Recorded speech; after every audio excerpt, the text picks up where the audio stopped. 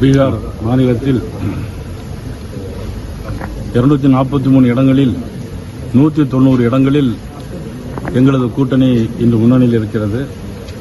இது ஏற்கனவே நடந்து முடிந்த அந்த ஆட்சிக்கு ஒரு அங்கீகாரம் கொடுக்கின்ற வகையில் மக்கள் மீண்டும் இந்த ஆட்சியை தேர்ந்தெடுத்திருக்கிறார்கள்.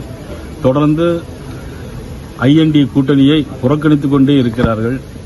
வரக்கூடிய 2026 தேர்தலிலும் ஐஎன்டியை தமிழகத்திலும் புறக்கணிப்பு நடத்துவார்கள். தேசிய ஜனநாயக கூட்டணி நிச்சயமாக தமிழகத்திலும் வெல்லும். தேர்தல் ஆணையத்தோட கூட்டணின்னு எதிர்க்கட்சிகள் கூப்பாடு போட்டாங்க, எப்படி பாக்குறீங்க? இல்ல, நான் ஏற்கனவே பலமுறை நான் சொல்லியிருக்கிறேன். தேர்தல் ஆணையம் ஒரு தனிப்பட்ட அமைப்பு, அங்கீகாரம். அமலாக்கத்துறை ஒரு தனிப்பட்ட அமைப்பு, வருமான வரித்துறை ஒரு தனிப்பட்ட அமைப்பு. இதெல்லாம் ஒப்பிட்டு பேசுவது அப்படியே இருந்தா கூட இவங்க 2021 திமுக ஜெயிச்சது அப்போ தேர்தல் ஆணையம் யாரோட இருந்துச்சு? அவங்களோட இருந்துச்சு. அப்போ அப்படித்தானே நம்ம பார்க்க முடியும்.